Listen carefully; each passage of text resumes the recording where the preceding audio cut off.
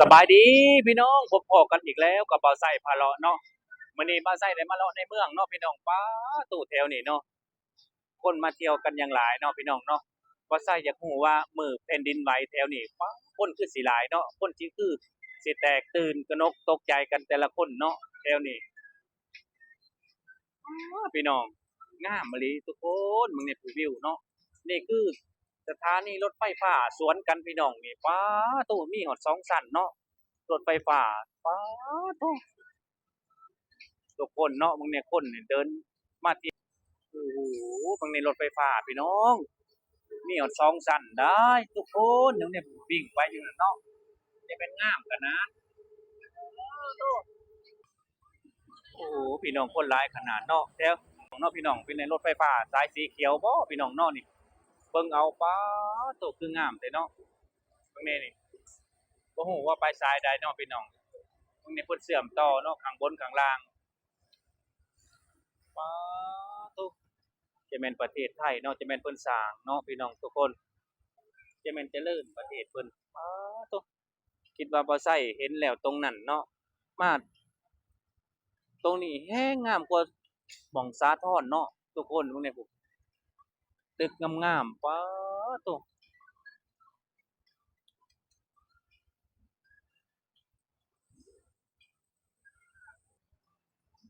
นี่พี่น้อง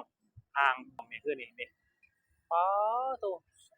จะเป็นห้างคือหลายชั้นเด้เนาะทุกคนมันในคนมาท่องเที่ยวจะเป็นหลาย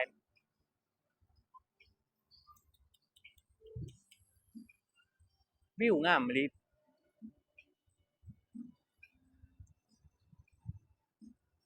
โอ้ยตึกสูงๆเนาะ งามมาเลยทุกคนแถวนี้ยอมรับว่างามโอ้ทางนี้แฮงงามเนาะเบิ่งใกล้ๆโอ้รถแล่นวิ่งเนาะพี่น้องทุกคนถนนหนทางเพิ่นสะอาดขนาดเบิ่งนี่วิวกรุงเทพกลางใจเมืองอีกแล้วพี่น้องพอใช้ได้มาอีกแล้วมื้อนี้พอใช้ได้มาเลาะอีกแล้วพี่น้องนี่ป๊าโตห้างยังคือใหญ่แต่เนาะพี่น้องเพิ่นว่าห้างบึงปะคองบ่ใช้ก็บ่ฮู้คือกันเนาะว่าได้ยินเพิ่นเว้าวังหั้นเนาะว่าห้างบึงปะคองพี่น้องแถวนี้ป๊าโต บรรยากาศตอน4-5 โมงแรงเนาะทุกคนนี่คืองามแห้งแม่ปุ่นป้าโตทุกคน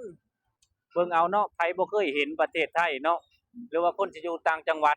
อาจสิบ่เคยเข้าในเมืองเนาะเดี๋ยวบ่ใส่ถ่ายให้เบิ่งเด้อทุกคนนี่งามสุดยอดยิ่งใหญ่อลังการอันนี้ตึกนี่เนาะมือแผ่นดินไหวเนาะ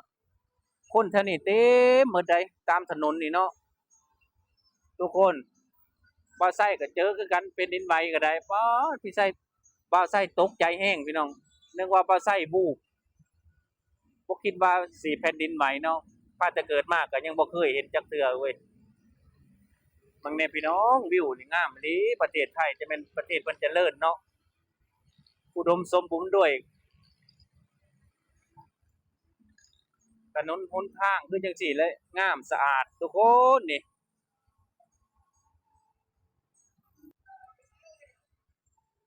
เบิ่งมุมใดก็บ่น่าเบื่อเนาะทุกค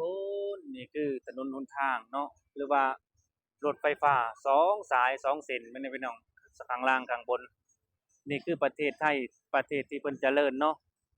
บางแน่พูตึกนี่คือเขตบึงอิหยังล่ะบ่ฮู้บ่ใช้ก็บ่ฮู้เนาะบางแน่พูโอ้ยทุกคนงามอีหลี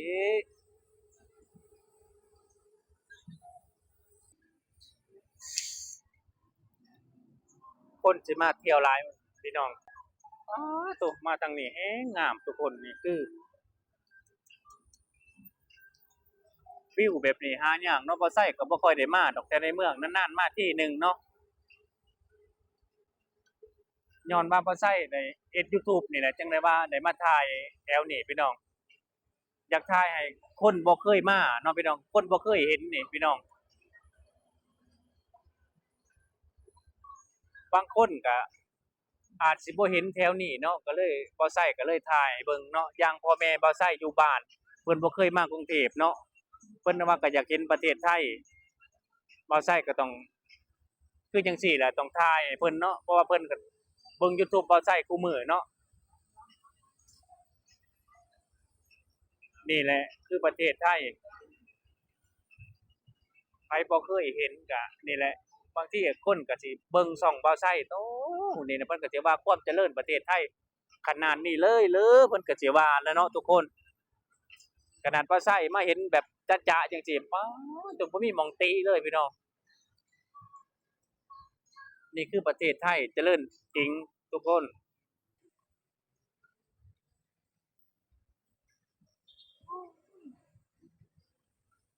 ยอมรับว่าคนหลายอีหลีทุกคน บ่ว่าจะอยู่ต่างชาติหรือว่าฝรั่งยุโรปเกาหลีญี่ปุ่นเนาะ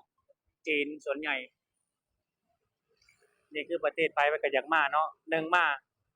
ก็ไปง่ายมาง่ายสะดวกพี่น้องคือรถไฟฟ้าเนาะบ่ฮู้ว่าไปเส้นใดแหน่บ่ใช้ก็บ่ฮู้นี่คือจังซี่แหละบ่ใช้ก็บ่ฮู้ว่าไปสังใดแหน่เนาะแต่เบาใช้ออนซ่อนประเทศเพิ่นเนาะงามเจริญแรงหลายทุกคนแม่ปลูกตึกสูงๆเนาะเพิ่นสร้างโอ้ยิ่งใหญ่อลังการอีหลีโอ้ยคือจังซี่นะพี่น้อง แม่ผมเบิ่งจังใดก็บ่เบื่อประเทศเพิ่นนี่เนาะไปๆก็อยากมาอยู่ก็ญ้อนว่าความเจริญความทันสมัยของประเทศเพิ่นเนาะนี่บ่ใช้ถ่ายให้เบิ่งแบบ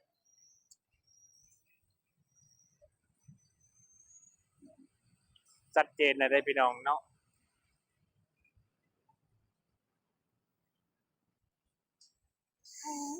บ่ว่าทางใดมุมใดเนาะทุกคนนี่มุมนี่ก็งามได้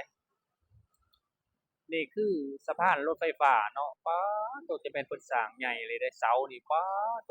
เสาหนึ่งนี่ก็สร้างบ้านได้เป็นหลังแล้วทุกคนบางแน่